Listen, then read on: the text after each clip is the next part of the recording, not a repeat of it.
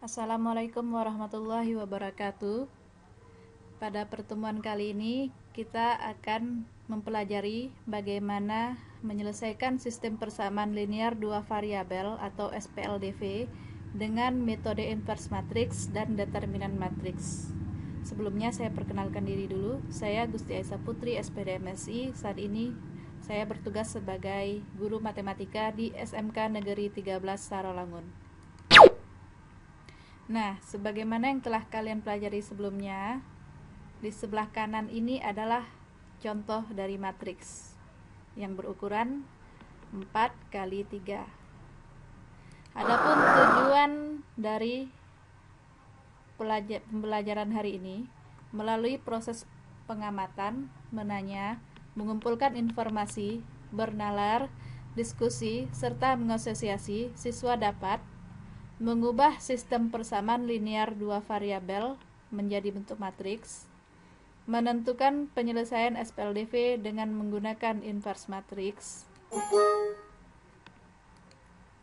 menentukan penyelesaian SPLDV dengan menggunakan determinan, dan menyajikan masalah nyata yang dapat disajikan dalam bentuk matriks dan operasi sederhana matriks.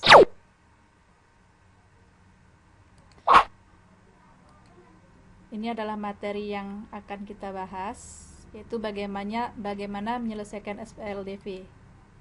Ada 5 cara untuk metode eliminasi, metode substitusi, dan metode grafik. Sudah kalian pelajari ketika masih di SMP. Nah, untuk saat ini kita akan mempelajari bagaimana cara menyelesaikan SPLDV dengan menggunakan metode inverse matrix dan metode determinan matrix. Nah, untuk mempelajari metode inverse matrix, silakan kalian pelajari dari LAS atau lembar aktivitas siswa yang sudah saya berikan. Begitupun juga untuk mempelajari metode determinan matrix dapat kalian pelajari dari lembar aktivitas siswa yang telah saya berikan. Bekerjalah dalam kelompok. Keaktifan dan peran serta kamu nanti akan dinilai. Ini adalah lembar aktivitas siswa yang akan kalian kerjakan. Di sini terdapat beberapa materi. Silakan dibaca.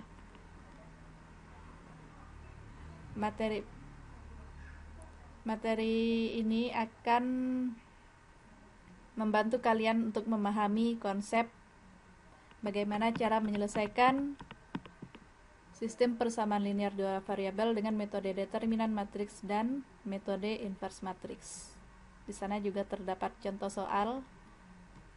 Contoh soalnya belum sepenuhnya diisi, tetapi kalian harus mengisi isian-isian yang kosong berdasarkan panduan yang sudah diberikan.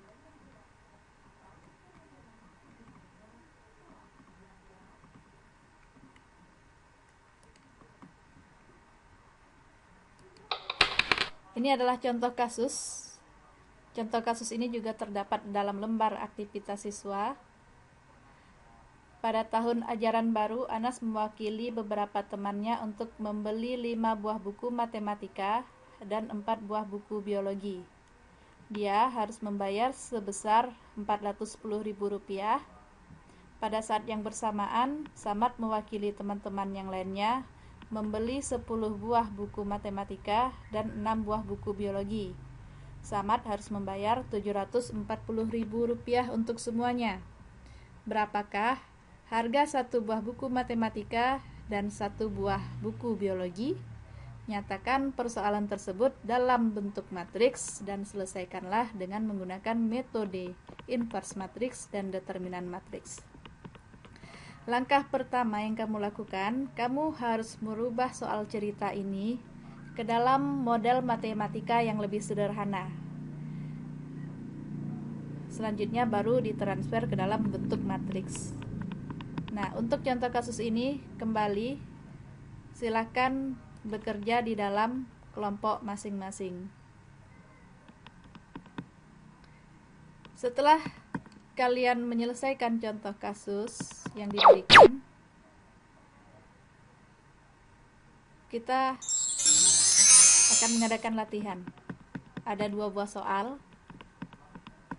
Yang pertama, tentukan himpunan penyelesaian dari setiap SPLDV berikut ini dengan metode inverse matrix dan metode determinan, di mana SLDV-nya adalah negatif X tambah 2Y sama dengan negatif 1 dan 3X tambah 2Y sama dengan 11. Soal kedua berupa soal cerita. Soal cerita ini nantinya yang akan kamu transfer ke dalam model matematika, selanjutnya dirubah lagi ke dalam bentuk matriks dan baru diselesaikan dengan menggunakan inverse matrix dan determinan matriks.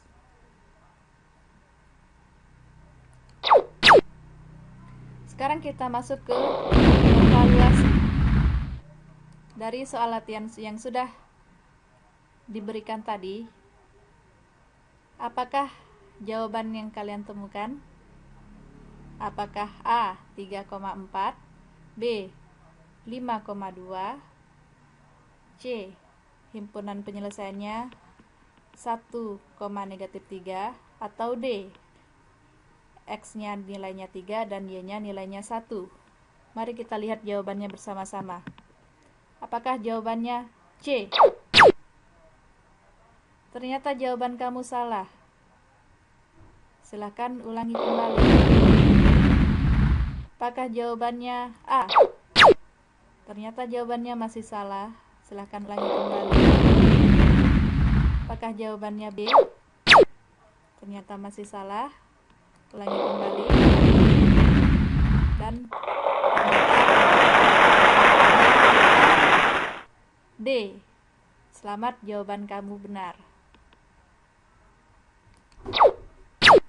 Nah, untuk mempelajari ini kalian bisa menggunakan referensi sebagai berikut. Selain dari 3 referensi ini, kalian juga bisa mencari sumber dari referensi lainnya.